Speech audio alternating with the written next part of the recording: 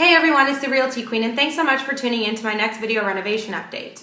I know it's been a month since my last video, but a lot's been happening and we're almost at the finish line. So let's get right into it.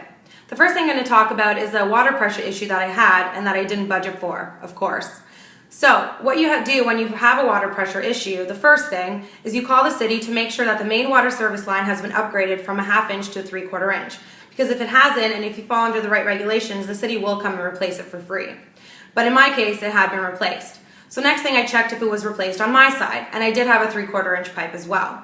So the only other thing it could possibly have been was that I probably had a galvanized pipe coming in. Now galvanized piping is a system that they used to use back in the day, but unfortunately it corrodes over time and causes the pipe to clog and obviously gives you the water pressure issues. So I called Anta Plumbing to come in and deal with the problem. They started off by digging a hole in my front yard to access the main line that was coming into the house.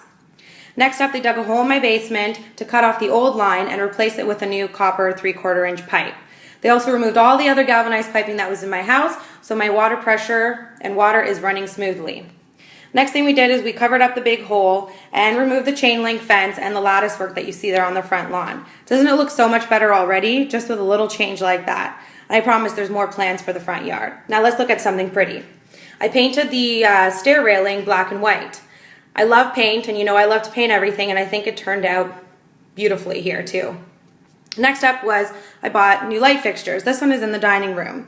I got a great deal on it from West Elm, and I love the shadow that it casts on the ceiling in the evening. I also bought this light fixture for the kitchen. And as you can see, finally that ugly countertop is gone, and all the cabinets are ready to go. Next up was I bought this beautiful and sexy faucet from my friends at York Taps in Richmond Hill. They gave me a wicked deal on it, and they have everything for your home renovation needs, so make sure to check them out at yorktaps.ca.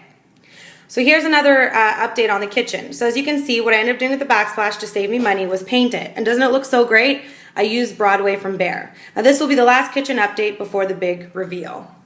So if you want to see what the big reveal will be, make sure to follow along on my blog at realtyqueento.com. You can also catch me on Twitter at realtyqueento and like my Facebook page, and also keep up to date over there at facebook.com/realtyqueentoronto.